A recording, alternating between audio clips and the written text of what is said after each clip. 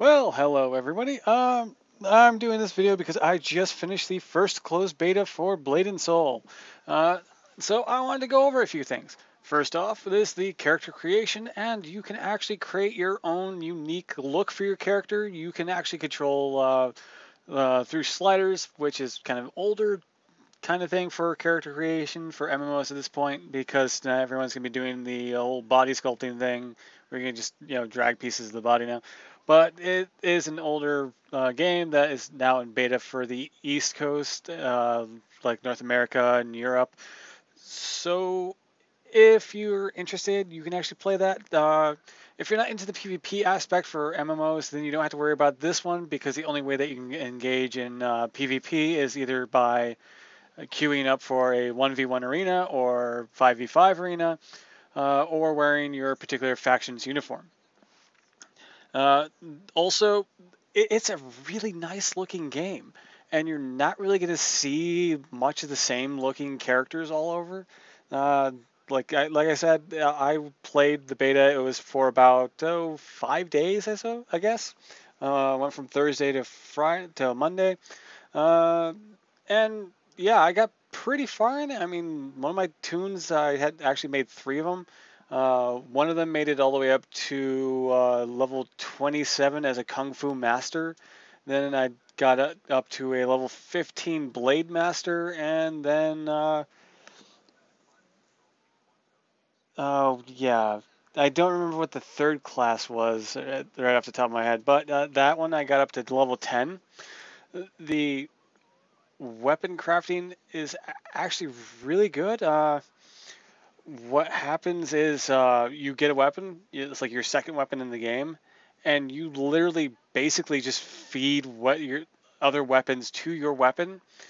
And the same system happens to be for the jewelry, where if you have sealed weapons in your inventory, you can actually take those sealed weapons and use it to increase the power of your own weapon and level your weapon.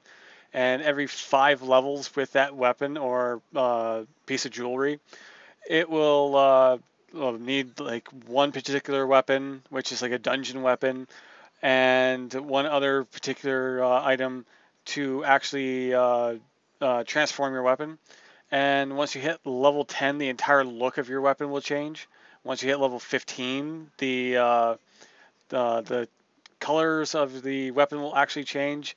I believe at level 20 for the weapon, then it like transforms once more to a completely different look, and it just keeps going like that up until the level cap. So yeah, like so far, like I didn't get too far into the crafting or much into it. I actually there's actually crafting guilds that you had to join, which are the NPC controlled guilds, which give you different tasks that you can do if you want to. Mining is fairly easy. You just have to find the nodes and mine the node, which only shows up once every so often after it's been mined.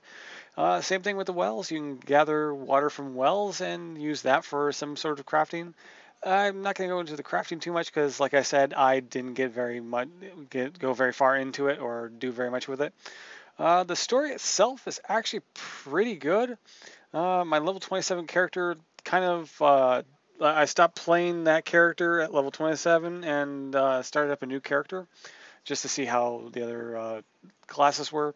And they were actually at that point they're in a quest where they were just tripping out and beating up on different tunes within the village that I was in. And then you wake up again and you're inside the healing house, is what it's called.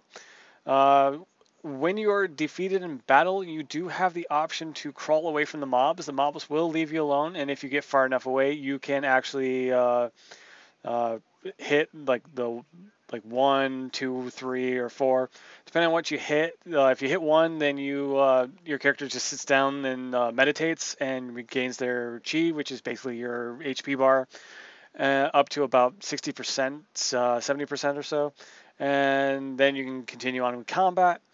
If you're hit while your character is down on the ground, then you basically die and you have to respawn. And there's two different versions for respawn. If you're wearing faction armor and you're killed in PvP like that, then you get the option to respawn with the armor on or with the armor off. If you respawn with the armor off, then you don't have to be susceptible to being attacked when you're respawning, but you do have to re-equip the armor. In terms of an MMO, this is a free-to-play to the truest sense of the actual model. Uh, there are items that you can get to make the game easier for you. There are like specific keys that you can get for weapon boxes, which will give you the class-specific weapons instead of going with just the random chance that you might get the weapon you want out of it in order to transform your weapon. Uh, but other than that, it's very limited in what you need to actually get from the cash shop. Mainly, what's in the cash shop is just cosmetic stuff like costumes and like pet costumes. There are pets only for the summoners, and they summon up a cat, which you can equip with its own kind of clothing or costume itself. Uh, the weapons, the jewelry, and the soul shield are the only things that actually affect any kind of stats. Soul shields are made up of actually 8 pieces, and getting in a complete one will be more beneficial in the long run for some things. But if you want to mix and match, you can do that. Uh, it's basically build your character as the way you want them to be at that point. And like the combat is really fluid, and the combos, some of them are going to be really complicated, in which you're probably going to use them more in PvP than PvE, because at certain times you're going to be killing the mobs faster than you're going to be able to get the combos off.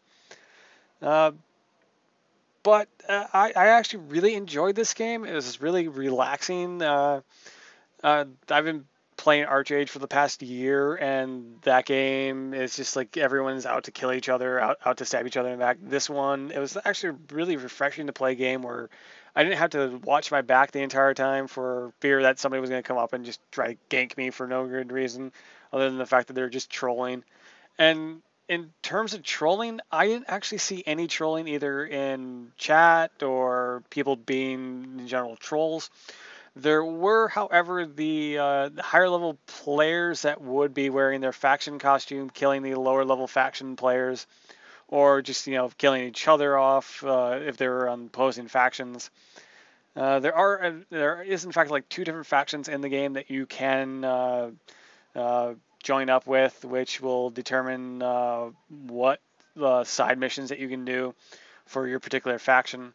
But other than that, the game starts off exactly the same for everyone. You start off with the exact same missions, start off with the exact same side missions. If you don't even want to participate in any of the faction stuff, then you don't even have to wear the costume. You can actually stick it in the wardrobe, which all costumes that you get from quests or anything like that, you can actually put in your wardrobe. And if you want to pull out any costumes later on, you can pull it from the wardrobe and apply it to your character. All it is just costumes. It's cosmetic. It doesn't increase stats. It doesn't do anything like that. Uh, it's pretty much just to say you're standing out. So I hope you kind of enjoyed this little thing about what I experienced and what I liked about it. There were some drawbacks. I did experience, like from time to time, this one bug where I would be running along and then my character would start bunging, and the only way I could break free from that was basically double jumping.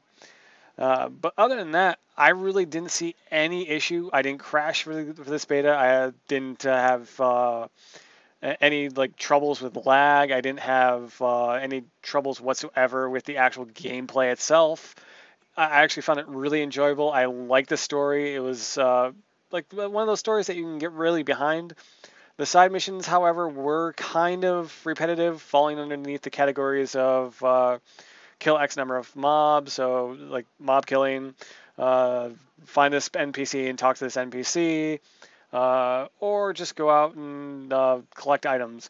Other than that, the rewards for XP was actually pretty good for the XP gain. Uh, in terms of money, however, in this game, it doesn't seem like it's really driven by in-game currency. Like the in-game money, it doesn't seem to really apply too much. I didn't actually buy anything ever from the shops. I didn't actually have to Really, I didn't actually have to buy anything from the shops. It was that easy. Yeah, I don't know. It was because the items they were giving us from the survey were needed later on. Uh, but other than that, I found it really be enjoyable. And if you decide to go play it, I'd say check it out. Uh, See you hopefully in game. Take care. Bye.